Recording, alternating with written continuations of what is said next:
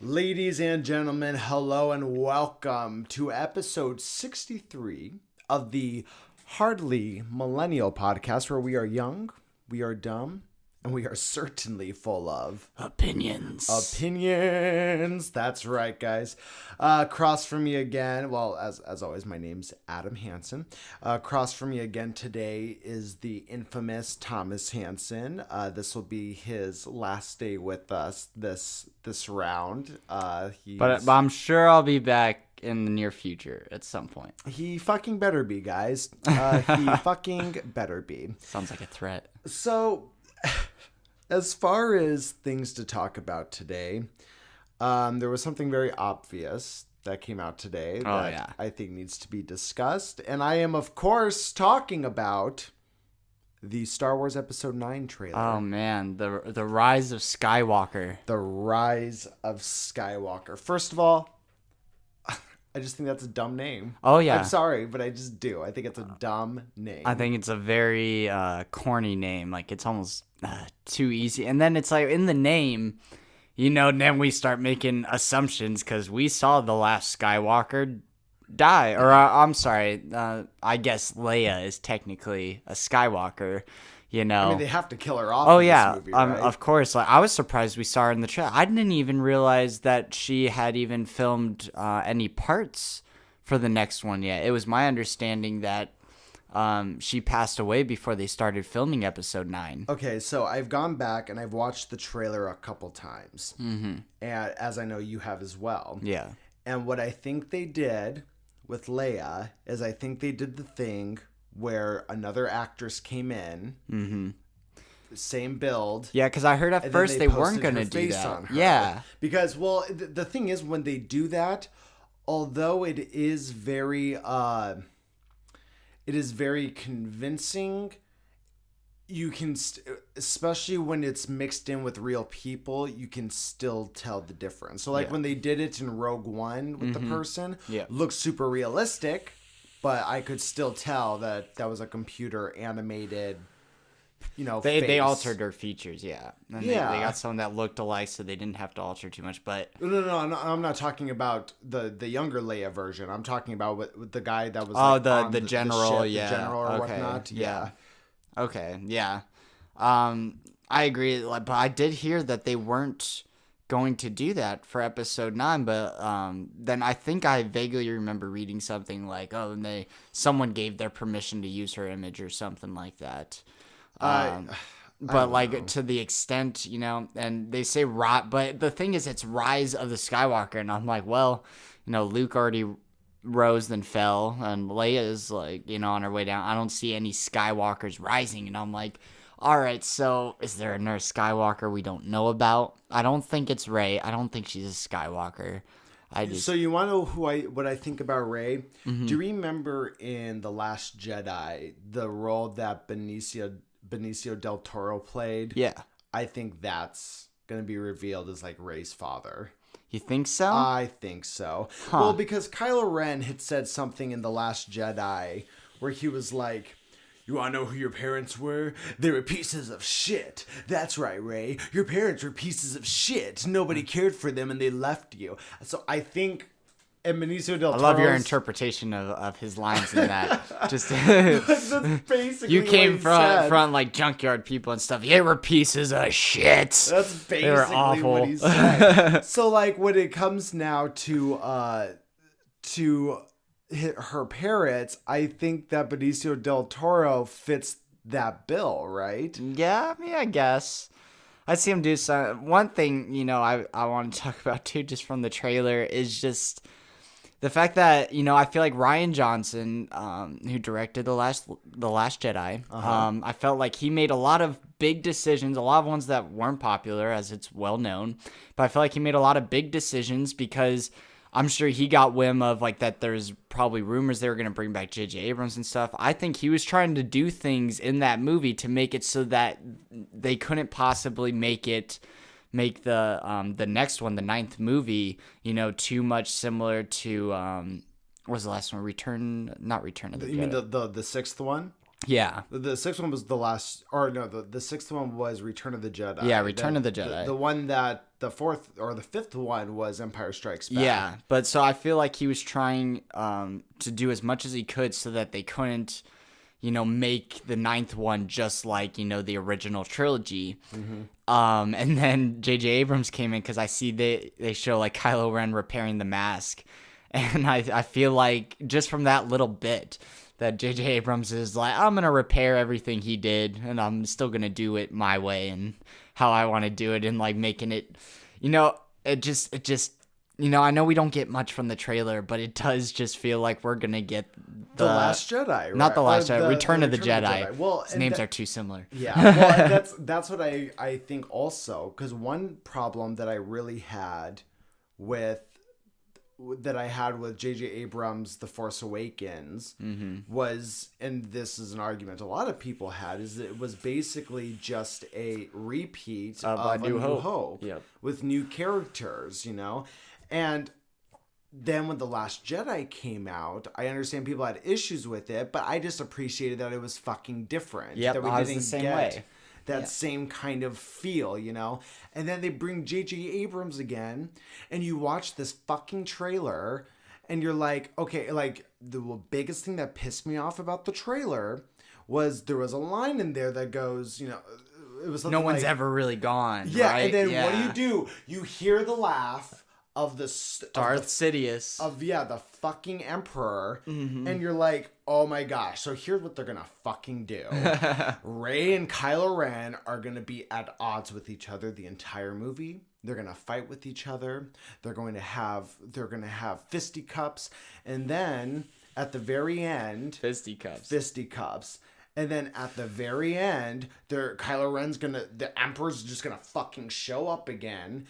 And Kylo Ren's gonna be like, I'm with the Emperor, fuck everyone else. And then Rey, the Emperor's Which gonna be completely contradicts the Emperor's gonna be hurting Rey, and then all of a sudden Kylo Ren's gonna be like, I'm gonna kill the Emperor.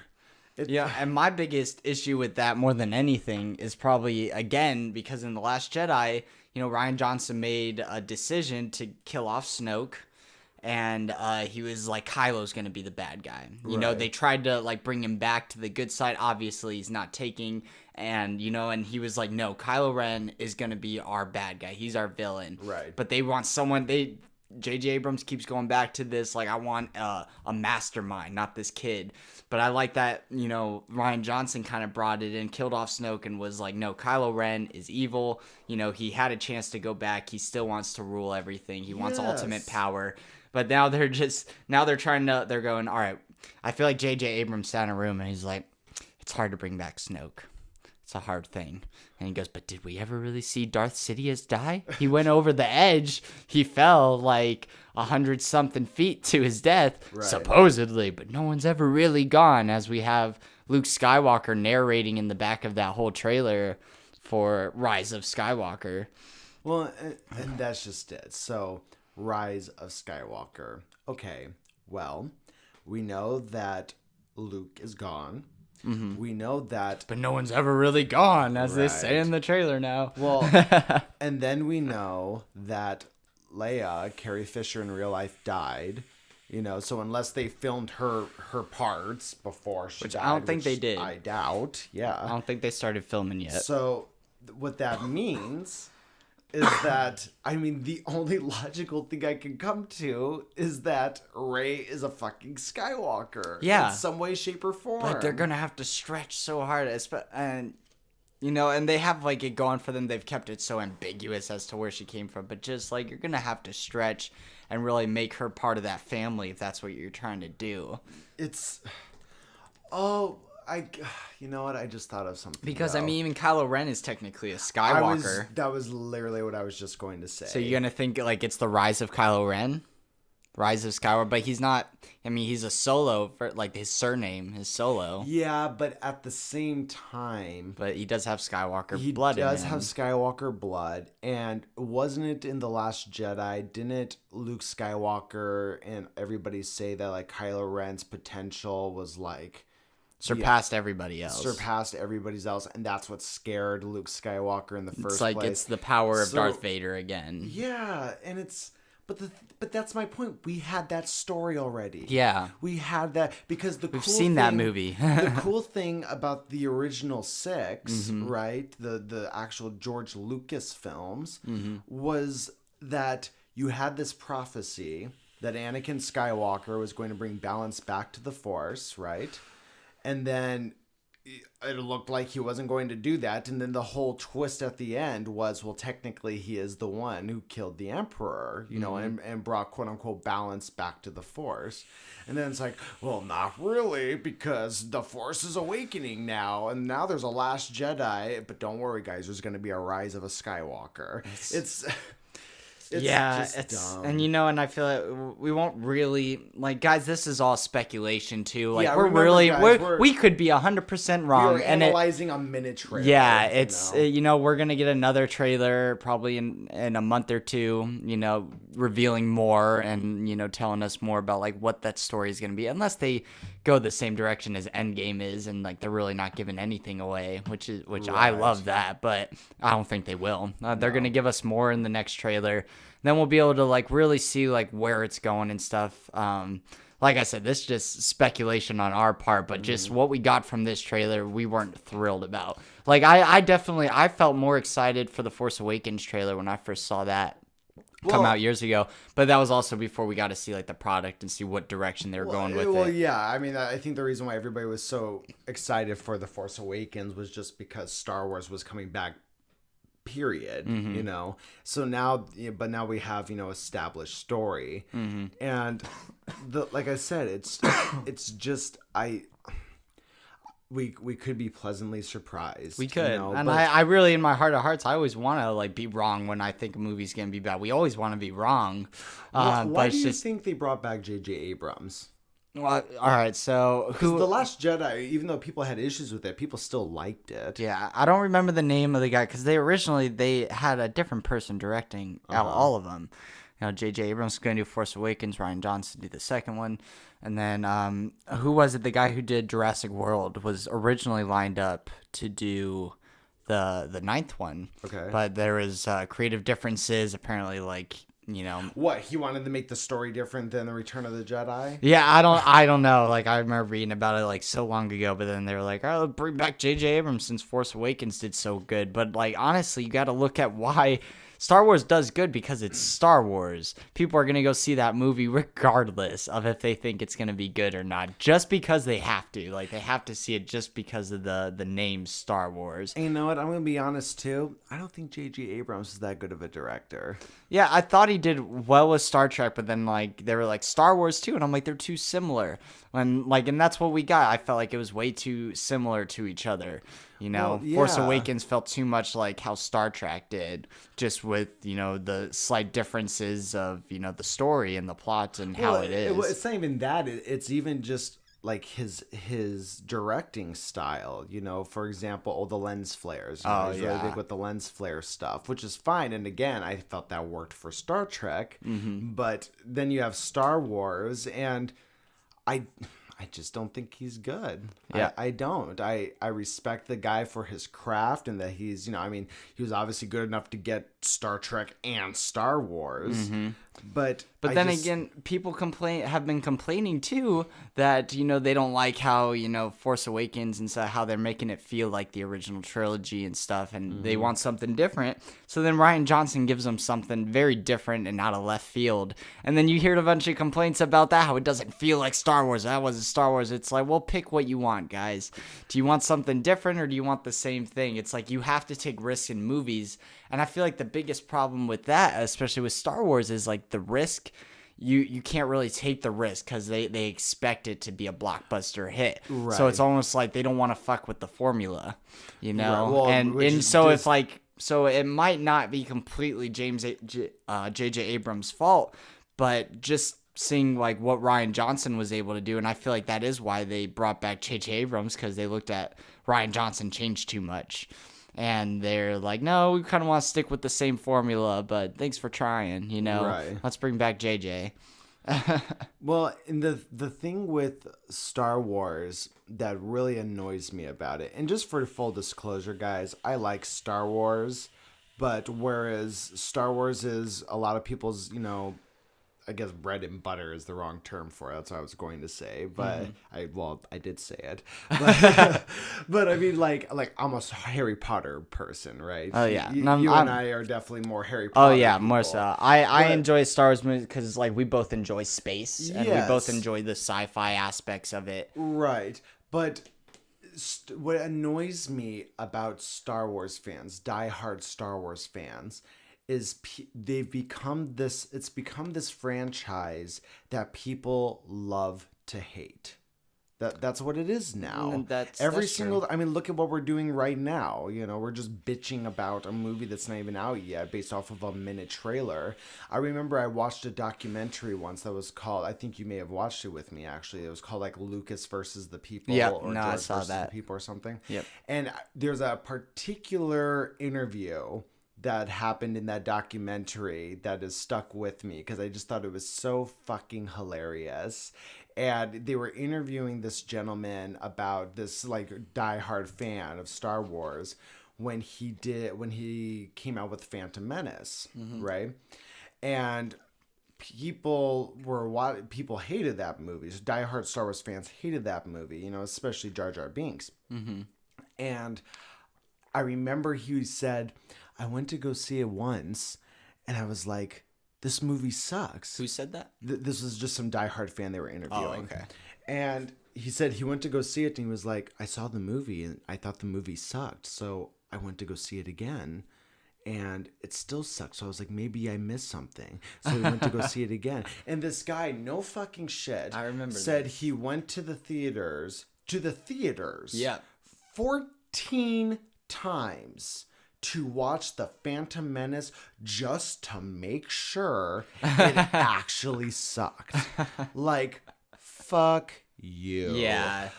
You had to enjoy it on some level. It's Exactly. And I feel like there are a lot of people out there who are like, so you hated the movie, but you had to go back and pay 20 separate times to make sure that you truly hated the movie. Yeah. Get the fuck out of here. Yeah, you loved the movie. Shut up. Yeah. Like you're doing that because you feel like you have to now, at least in my opinion, it sounds like you're doing this now because you have to fucking adhere to some narrative that all the Star Wars fans have cumulatively decided that this is how we feel about the franchise. Oh yeah. And I hate when people, you know, really bash on the prequels because you have to look at it like this. It was still done by George Lucas. It's like if J.K. Rowling, like we both have, you know, like some strong opinions on the latest Crimes of Grindelwald movie, Fantastic Beast, where we feel like it really, you know, it fell short a little bit, but it's J.K. Rowling. She wrote it. What can you do? What can you it was do? done by the That's creator. canon now. So if this is how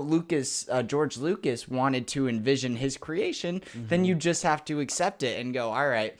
But I really got upset because obviously George Lucas listened to the people and, you know, and he made alterations and stuff because, you know, there's rumors and things. We've watched videos on like he had a completely different plan for the prequels and he had a completely different storyline. But because of the negative backlash he got for the Phantom Menace, he changed a lot of stuff.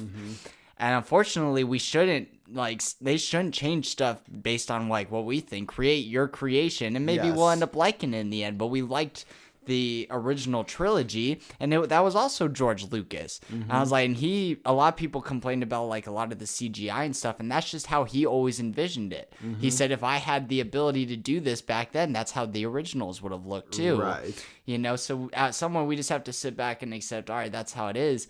But then you got the new ones where George Lucas doesn't really have a big hand in it. Like, obviously it has some hand in it, but a lot of it is just Disney and different writers now and stuff too. And people are liking the look and the aesthetics of it a little bit more and stuff. And it's like, but would they like it more or hate it more if it was George Lucas doing it? And then is it justified to dislike it then at that point too? You know, it's like these people like created these things and then we get upset if like we don't agree with how it was created. It's like, that's like saying, God, I don't like how you created this earth. It's like a mess. And it's like, too bad, I did it. Yeah, exactly. Well, and just as you were saying about like J.K. Rowling with Harry Potter, you're right. It's it doesn't matter if you watch something or read a book and don't like it. You can't just sit there and pretend it didn't happen, because guess what? It came from the creator's head. Yeah. So I remember there was something that somebody was making that point during that documentary I just mentioned, also George Lucas versus the People, where somebody was like if George Lucas came out and said the Star Wars universe takes place on a giant octopus, it wouldn't have to matter. accept that you as have true. To accept it. It's true now. Yep. That is now canon. He creates it. Yeah. He created the world. But again, just as you said, the Force Awakens, The Last Jedi, none of that is written by Lucas. In fact, Lucas has had some very strong opinions in regards to how those stories go. But there is a point too, I feel, as a creator, as an artist, to where you do have to let your creation go and you have to let fans do what they want with it. So a perfect example, going back to Harry Potter, something that I feel very strongly about, is J.K. Rowling needs to stop making fucking Twitter announcements about characters, you know, about, oh, this person's this person ended up doing this person ended up doing.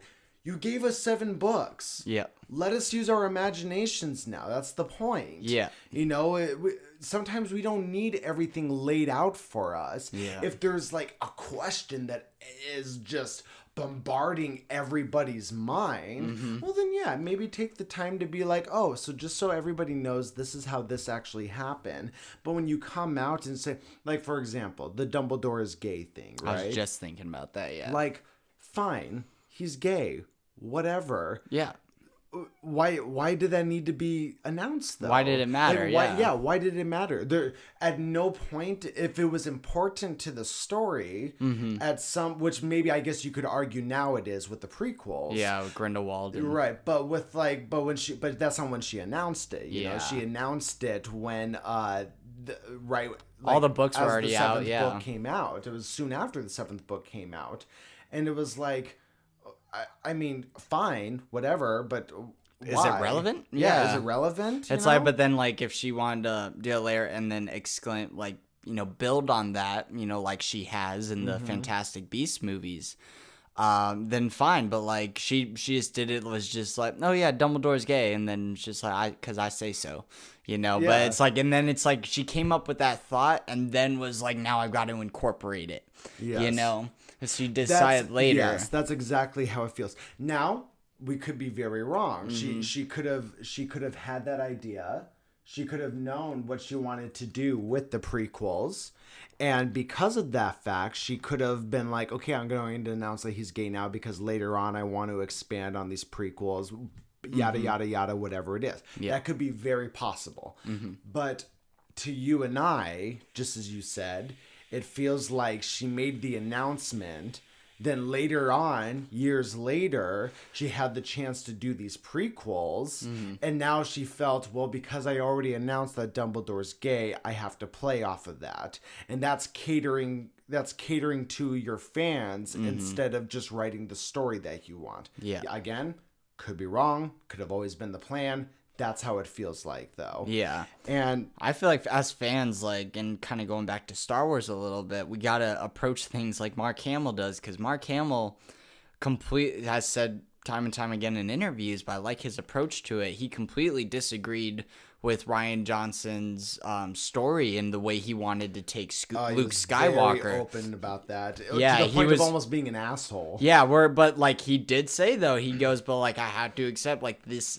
I just play this character. This character's being handed, and the story's being handed around, you know, and I just have to accept it because it's not my character. It's their character. I'm just the vessel they're using to play him, you know. So it's like he said, like he told Rian Johnson like the problems he had with it and stuff, and he goes, all right, now I've said my piece.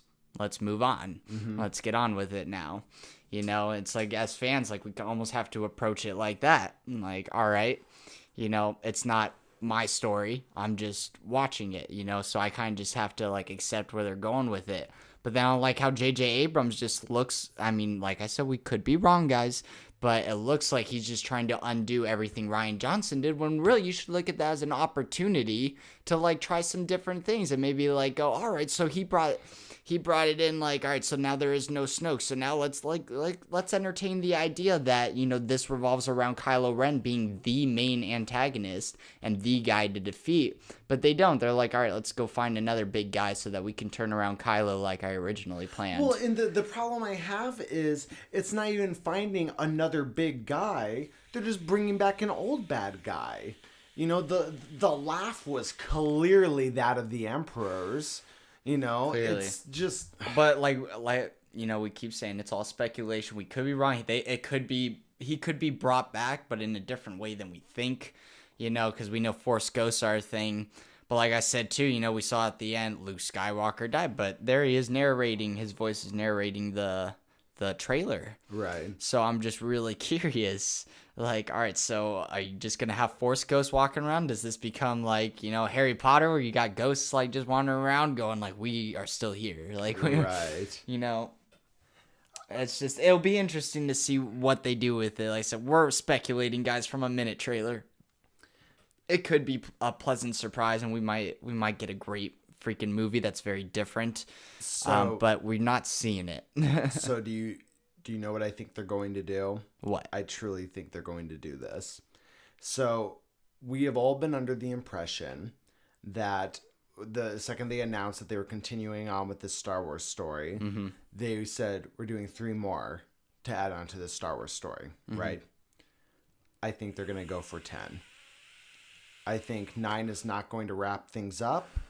I think that's going to be the big twist. No.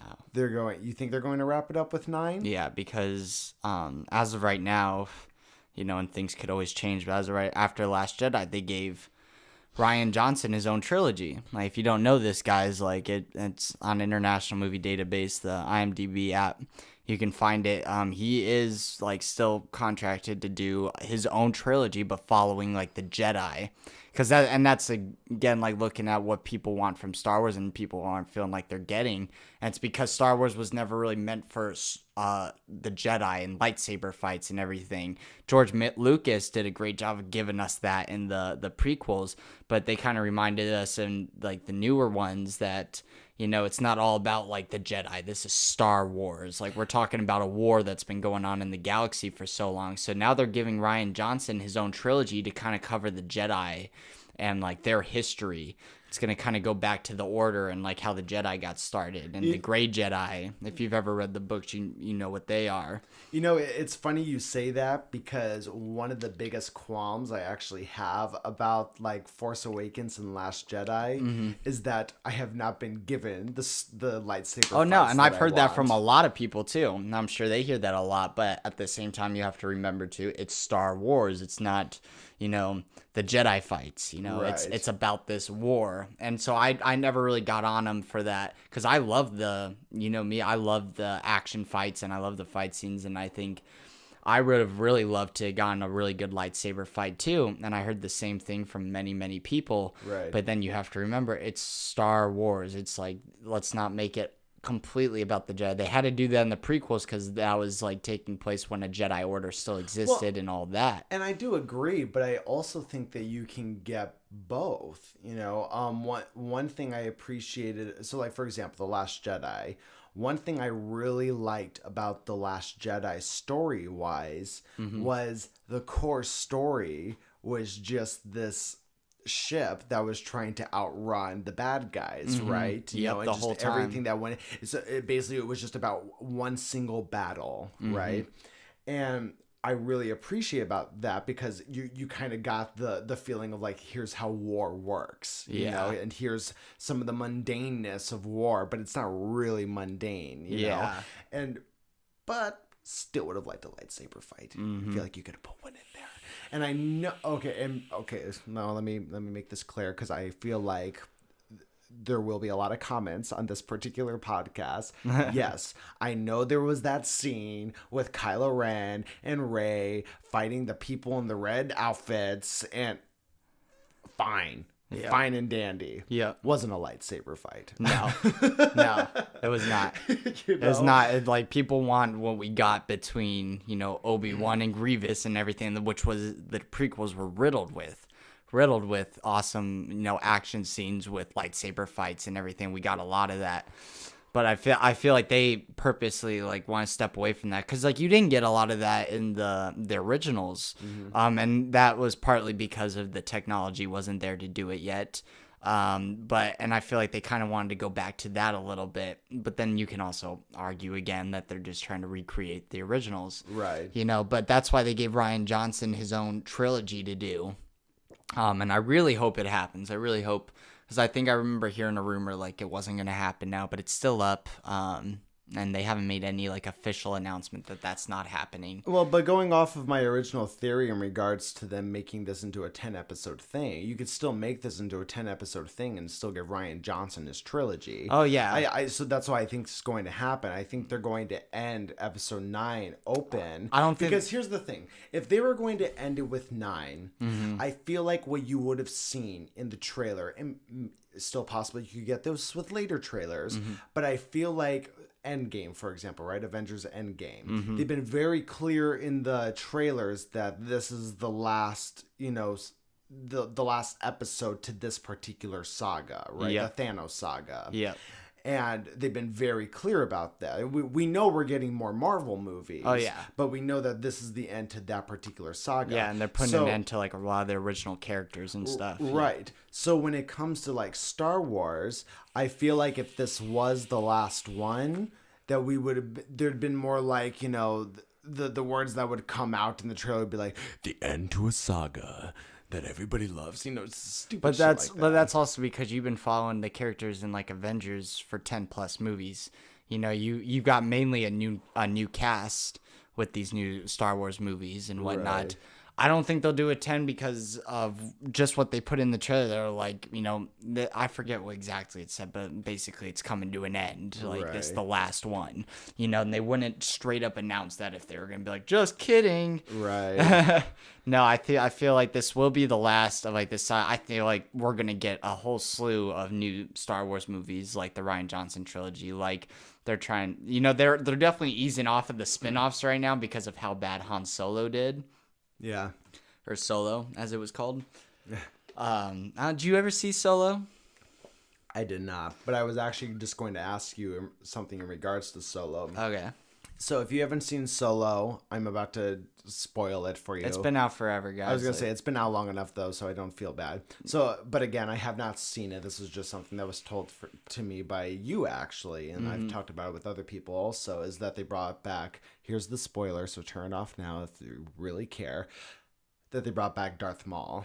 Oh, yeah, right at the end, too. Like, there was no reason. Honestly, I feel like I would have walked away from that movie with a much more positive mindset on the movie in general if they just didn't end it like that. Well, and that's what I was going to ask you. Do you think they're going to bring back Darth Maul in this episode 9? Because after that movie, they're like, all right, like a lot of the standalone movies they had, a lot of the spin-off movies they had, they're like, all right, we're going to break it for a minute. We're not going to release anything for a while. Right. Like, we're going to figure out what's going on. So I don't know what they want to do. I feel like a Darth Maul movie will come just because Darth Maul has always been such a popular character and it will sell tickets. Yeah, people I know who didn't like Phantom Menace, but they love Darth Maul. They will always say the best thing about that movie was pod racing and Darth Maul. Yep. That's what everybody says who doesn't like Phantom Menace. They go, those are the two best things about that movie, right? Which I disagree with. I really enjoyed Phantom Menace, but I was also a kid when I saw Phantom Menace. No, and that's one thing I remind people too is like, the people who like Phantom Menace, and it's a lot of us, millennials who like, some of them won't like admit it or something, but like I enjoy the prequels with the exception of the second one. I'm not a big fan of the whole romantic thing, and there was a lot of that in the second one. Which like to me, the second one, it was just too convoluted. There was just so much going on, and it got to a point. Now, don't get me wrong, I haven't seen Clone Wars in a very long time, you know, but I have. I've gone back and watched it again, and you? just Still as I fast convoluted? forward through like the scenes where like they're in the hut or whatever with they got the fireplace going and they're having that. I always skip past the whole scene with them frolicking in the field and everything. I skip past it all. I can stand the movie if I fast forward past those parts. Right. Like it's a good movie to me if I fast forward past those. And just like the angsty Hayden Christensen. And honestly, I feel like he's a good actor, but not in Star Wars. He did all right in Revenge of the Sith. I disagree. I think he's a horrible actor. I think he's a horrible. I like him, and I liked him in Jumper, but maybe that was just because that too. yeah. But like at the same time, you know, when you look at actors and stuff and the roles, sometimes it's just the role they were in. Yeah. You know, sometimes they just get the shit end of the stick, and he stopped acting for a good bit after that just because of all the backlash. Has he been in anything recently? I don't think recently. Or set to be in and anything it's like recently? probably like little things like here and there, I think, but like he took a huge step back after that just because of the backlash he got from it. That can just ruin your career. There's a history of that in Star Wars. You look up. I was going to say that's actually something I want to bring up. What's his name? Something Lloyd. Whoever played little Anakin, he went down an awful route. Now he's in a psychiatric ward. Well, I don't think that was because of Star Wars. I think that kid had a lot of other issues. Yeah, but it definitely couldn't have helped. Like just true. But I did want to bring up the fact of actors getting chastised, right? Because this happens a lot. And Simon Pegg, actually, the actor Simon Pegg, actually brought this up to. I think. I have that name right? Yes, Simon that's Pegg? Simon Pegg. Okay. Whereas, like Jar Jar Binks is an example. So, people had a lot of issues with Jar Jar Binks. Rightfully so. I get it. I didn't have that much of an issue that some people did, but I get why people did. Well, Simon Pegg, I remember, this is just a random Facebook video that came up, but it was a good point that was made, and I think something for everybody to keep in mind when they go see these movies. There was a gentleman who played Jar Jar Binks. Yeah. He played that role, and his career was destroyed. Destroyed by because of that, Yeah. Now imagine you're an actor. You've been working your ass off to become an actor, and now all of a sudden you have this opportunity to be in a Star Wars movie, a motherfucking Star Wars movie. So all that can be going through your head is like, what a great opportunity for me. This is awesome for my career, only excitement. And that man has gone through depression and everything because he is constantly ridiculed because he played that role. He has not been able to get another role since because he played that role. And I don't think people understand that there's people behind these characters. And Jar Jar Binks isn't real, guys. It wasn't a man named... It wasn't a fucking... What are they? Gungans or some shit like that? Gungans or something like that. That came and played himself. It was I think a lot of actor. people thought too, and it was why it was so easy for them to ridicule him too, is just because I think a lot of people didn't know there was a guy in a costume and then CGI put over the man. Like, they think it was just 100% It was just, CGI. like they think it was just like a guy walking around in a green suit or something. It's like, no, but like there was like an actual guy in this costume and spent so long on set, like went through so much. Like that costume could not have been easy. Like especially with the technology they had then to do that type of CGI, it took a lot more work to get it.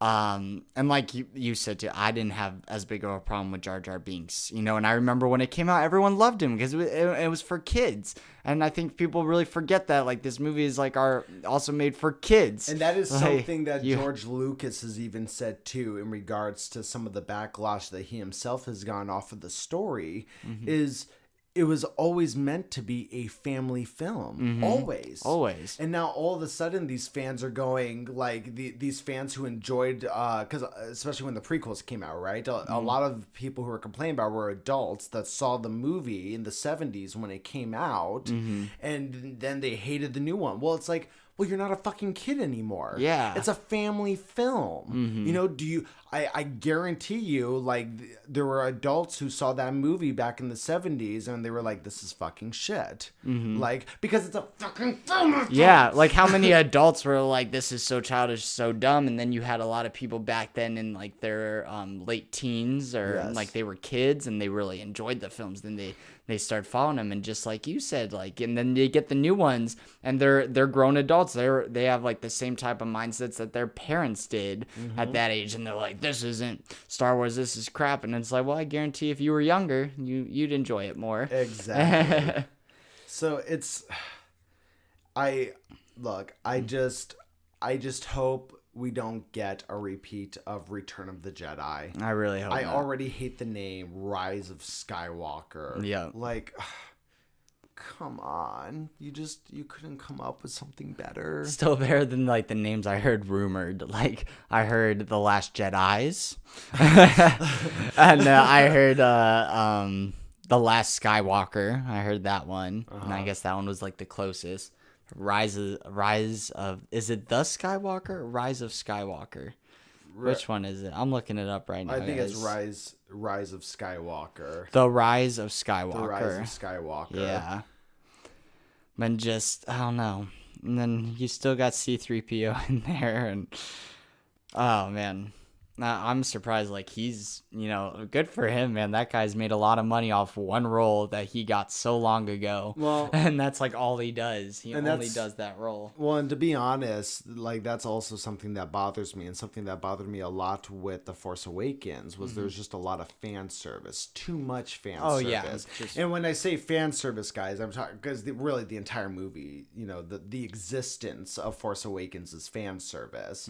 But I just mean the fact that, like, they would bring back, what was one thing they did that I remember? They, like, maybe it wasn't Force Awakens, maybe it was The Last Jedi, but they would just show like random characters that weren't like, that had no business being there. They would cut away to things that didn't matter, all just so that they could get, this particular character on screen to get people to go, oh, look, it's that's it, that's what we wanted. I have a lot of issues with Star Wars. I go to see all of them when they come out. I don't go to see them 14 times in theaters. No. But I do go to see them, and I do have opinions over it. But I am more of a Harry Potter fan. Oh, yeah. And maybe I'll be the guy in 20 years who goes to see the new Harry Potter movie 14 times just to see if I hate it as much as the first time. But that is currently not the case. But I definitely hope Harry Potter doesn't like become like Star Wars, and God forbid if it will. Disney ever gets a hold of it. Oh my gosh, I know. Could you imagine? I know. It's. I mean, Harry Potter got its own like little theme park area in Universal before Star Wars ever got like a Star Wars land or anything like true. that. And granted, that's just Disney when Disney purchased Lucasfilms and all that. One thing with Harry Potter right now with these prequels is they've announced that J.K. Rowling's announced there's going to be 5 of them. We're on number 2. Yeah, There's supposed to be 5, and I'm like, I'm really curious, like, where are they going to go for it with it? What the fuck are you going to do? Yeah. Like, in 5, how are you going to expand this out to 5 fucking movies? All right, guys, we're jumping over to Harry Potter now.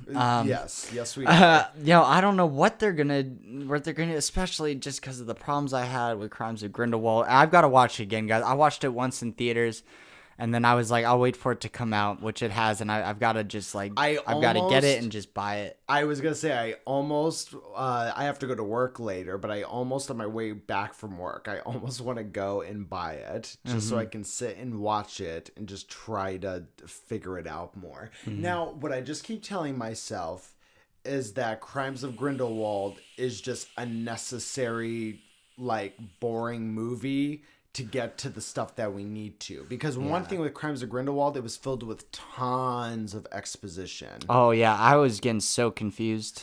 Yes. I was fighting to try and like follow the story and what they were coming up with. For those out there who haven't seen it, you might hear some spoilers, but there's a part in the movie where like there are some characters that they introduce in the movie that you're not sure who they are. You're not sure what their purpose is of being there. Mm-hmm. And then towards the end of the movie, there's literally this like 10-minute scene of just like 5 people talking in the room to explain to you what this all is. The whole thing with like the baby and everything, like I just couldn't. Yes. I had such a hard time following it.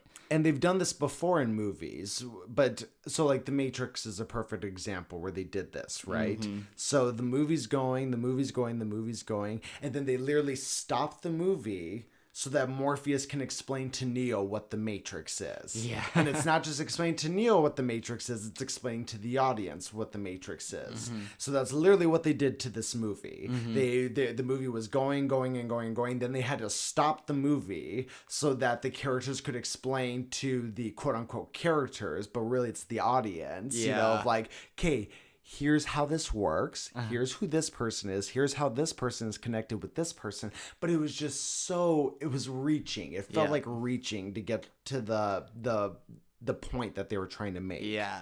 But like this, we still got 3 to go. Yeah. There still could be a lot going on. And obviously it has to, end with Dumbledore battling Grindelwald. Well, yeah, of course. Yeah, that's what Dumbledore is famous for, is his battle with and defeating Grindelwald. Like that's what got Dumbledore so much notoriety in the wizarding community. And what drives me crazy about has to do with like casting and costuming of the film and stuff, is you have Dumbledore, who's played by Jude Law. By the way, great choice. I think Jude Law is an awesome young Dumbledore. Great, yeah. But we've already, in the Harry Potter movies, we've already seen when like Michael Gambon as Dumbledore goes to visit Voldemort, his younger self, Tom Riddle, in this orphanage, right? Which happened in the 40s, I want to say. You're questioning like when did Crimes of Grindelwald take place? No. When was Voldemort born? Wasn't he born in like the 40s? Something like that. That's another thing I'd like to bring up is just there's a lot of timeline discrepancies. Yes. Because I was reading something the other day and it was like if you really work it out, Minerva McGonagall should have started school at Hogwarts. She should have been like a second year by the time Voldemort was a first year. Mm-hmm. And you saw in Crimes of Grindelwald, she's a teacher. She's young, but she's a teacher. And that's supposed to be when Dumbledore's super young way before he ever meets Voldemort. That was going to be my point. So I just looked it up here to find out when Voldemort was born, when Tom Riddle was born, right?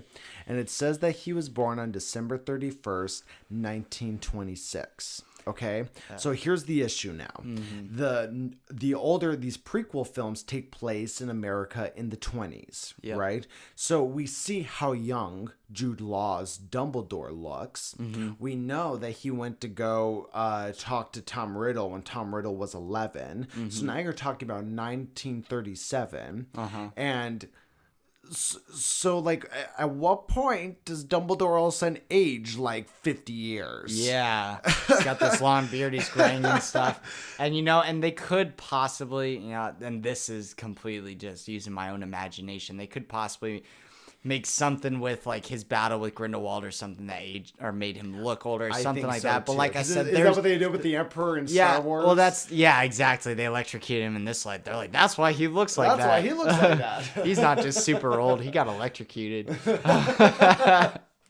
But they could do something like that. But yeah, there are a lot of time discrepancies of how old he should be and how old Voldemort is with how old McGonagall is, and just the fact that they made her, that was the big thing, is they made her a teacher in Crimes of Grindelwald. They show her and she's a teacher. She's a very young teacher, but she's a teacher, and someone had done the math, not me, just because I'm a busy guy. But someone did the math and was like, McGonagall should have been in like her second or third year by the time Voldemort started at school. She would have been at school at the same time as him.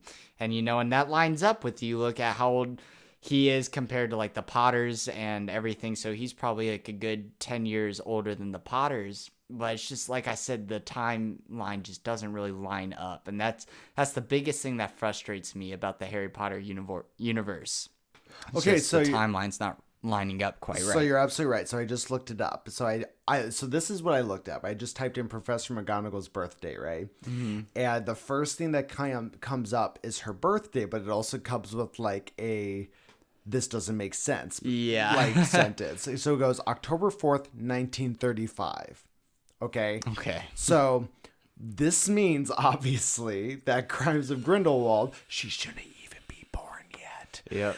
But she was. And it goes, the trouble is, according to Harry Potter lore, she wouldn't have even been born at that point. Fantastic Beasts 2 takes place in 1927 and features a 20-something Minerva McGonagall teaching at Hogwarts. But, according to Pottermore, by the way, J.K. Rowling writes everything on Pottermore. She does. Professor McGonagall was born on October 4th, 1935, making her a negative 8-year-old professor. So it's just like, and she wrote it. It's like, and you, she wrote and it. you know, a timeline should be something you pay close attention to. That's not something that's just like, oh, it doesn't really matter. All right. Yes. It's like, that's something you should pay close attention to. That right there is fan service. Mm-hmm. That right there is the fucking the fucking virus that fan service is. Yeah. You know, because now they're just like, ooh, let's put Professor McGonagall in there. What? And here's the thing too, like, and Nagini. J.K. Rowling not only wrote the stories for those prequels, but she's written the scripts. Yep. The scripts. So when Professor McGonagall is in there and says, like, okay, kids, get to class, what line it was that she said, J.K. Rowling had to write that line into the script. Yeah. So what I want is J.K., instead of giving us all these fucking tweets about what Neville Longbottom's favorite color is, why don't you say, so I know you guys have questions about what I put into the prequel.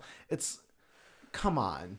You know, it's one thing I feel like J.K. Rowling's also one of those type of people who's like, I don't gotta explain anything to you if I don't want to.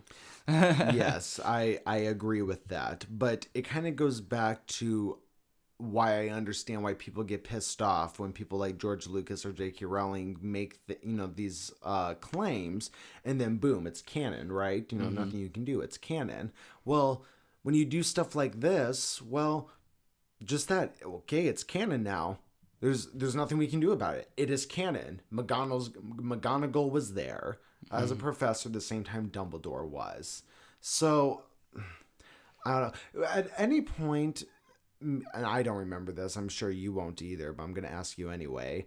At any point in Crimes of Grindelwald, did they actually call her Minerva? Yes. They did call her Minerva. I'm fairly certain they called her Minerva. Okay. Because like Dumbledore had to be like, Minerva, can you take the kids out? Or Professor McGonagall or something. But okay, I know for a fact that they did mention by name. Minerva. Like there was no doubt that is Minerva McGonagall. Because I was going to say, if they just said Professor McGonagall, well then you could make the argument that that's like a parent or whatever it is of, McGonagall, but if they didn't do that, if they referred, I feel like that's the way they're going to fix it, right? Yeah. Minerva McGonagall is going to be Minerva McGonagall the second. I hope so, because that's one of my biggest problems is just when you can't keep things straight with the timeline. It's one of my biggest issues with movies is if they have trouble doing that, and so they better do something like that because it doesn't make sense. Yeah, I agree with you. One thing that I think is going to be really interesting about these about like Star Wars and Harry Potter, and one thing I'm very curious about to watch is, so we got Star Wars that is blown up into this giant, very popular franchise with a lot of fan theories, a lot of fan fictions. People love writing and making their own little short films and stories about it. Then all of a sudden, our generation, you had that with Harry Potter, right? Harry Potter is definitely our generation's Star Wars. Oh, yeah. I understand Star Wars still holds the popularity also, but whereas among the younger generation, there are way more Potterheads than there are Star Wars fans. So then what I'm curious about, what I'm anxious about, is what's going to be the new Star Wars and Harry Potter. What Yeah, is going to be that new? Now there's been contenders. There have been things that have tried. They tried it with Twilight. Yep. They tried it with Hunger Games, but nothing. Nothing's But comparing you have to yet. like create a world, right? Mm-hmm. So I'm very curious, as in what that next world is going to be that gains that sort of mass popularity. Mm-hmm. You know, and like what I mean, is it, you know? comic books have definitely like made their comic because like you have that now with Marvel and how big they've gotten. You could argue and, that, but Marvel was originally well, it was already pre-existing pre-existing too. I yeah, guess. but I mean, Harry Potter came like directly from the like Harry Potter wasn't a thing for the past 50, 60 years. You know, like it. She That's wrote the true. books and they got popular in movies right away. You only had We're just getting reiterations with Marvel, like just on comics. It's like comics, like print is dead, guys. Like we're all about movies and stuff now, which is also why they're redoing the Disney movies. It's like it's all about just revamping these things and then like keeping them relevant and popular and stuff. Well, so it's like, of course, it's popular now because comic books were really, really popular. Well, I actually disagree in the sense that print is dead. Because Matthew and I have talked about this a lot too on the podcast before, where we think we're actually seeing a change now to where things have been fed to us so much that people want to use their imaginations again. So I actually think you're going to see a surge in things like books and things like that. You're just seeing it differently. I mean, you are somebody I know for a fact listens to a lot of audiobooks, and I think that's the way we're going. It's not just about writing a book now. Now it's about finding the right person to narrate your book so that because people want to use their imaginations again. So I don't think print is dead. I think the next big thing might be a book, or actually. But even if it's a book, I mean, print is dead in the sense like you don't like everything's on a tablet now. Everything's like that. So yes, like print's dead in that aspect. I do think people are going to continue like reading the stories and stuff. But what I mean is like we've gotten the comic books, we've gotten cartoons, up the ass. Now it's like the next thing. My whole point with it is just that we're looking to movies and stuff to be the height of our new entertainment, and that's our imagination feels the latest movies, TV shows, because you got Game of Thrones, you got all the shows people follow, in that sense, that's what I mean. Print is dead. People aren't, their first thought isn't like, oh, like go read like this book. They'll read, like I've seen people, they'll read books when a movie is coming out and the movie looks good, and they're like, oh, but it's based off a book. I'll go read that book. Right. Well, we're running out of time here, but I'll end this on one final note of what I think is going to happen, and of my theories as to like what's going to get popular, so as far as franchise is concerned. So there's a game that I've talked about before. That's one of my favorite games. That a game I still really want you to play. I'm upset we didn't get time to play it while you were here. I forgot about that. But there is a movie/game created by Quantum. Oh gosh, I'm blanking on the name now. But there's a company that created this game called Detroit Becoming Human, right? They also did a game called Heavy Rain and Beyond Two Souls. But Detroit Become Human is just that. It's a playable movie where you get to decide the character's decisions and get to decide the outcome of the game, essentially. So I think one of those is going to come out. They're going to have sequels to those that will piggyback off of how your last game ended, the first game that you played ended, and continue like that. And I think that may be the next big like franchise-esque kind of thing we get. I can see that. I mean, I even really enjoyed that with Black Mirror's Bandersnatch, like just being able to like make decisions and see the different outcomes and stuff. Yeah. I could definitely see that being a thing. I think it'd be a bit for it to catch on because a lot of people don't like to do stuff. Like they want to sit there and enjoy the movie. They don't want to be like, oh well, I have to decide. Shoot. Right. But then too, if like you're sitting in a theater, like do you mean like you're sitting in a theater and you get to like press like the options? Like no, I'm talking solely a video game. Oh, okay. Like a video game. Now it might get as far as movies are concerned, I do think that we are going to reach a point to where something like that will happen, where you're going to have these, they're going to be special theaters though, right? So you're going to have these theaters where everybody sits there. There's buttons on everybody's like armrest, so square, circle, triangle, whatever it is. and everybody's going to be watching a movie, and everybody's going to be able to vote in real time. And whatever the mass vote is for everybody, that's what get. And they're going to have theaters. Well, maybe it'll be like 10 seats and you can go with just 10 of your friends and all sit there and, do that. I do think we're going to reach that point. Mm-hmm. We're not there yet, but I think it's going to happen with a game first. Yeah. But yeah, we are out of time. But I just wanted to end on that note, on that theory. So you heard it here first.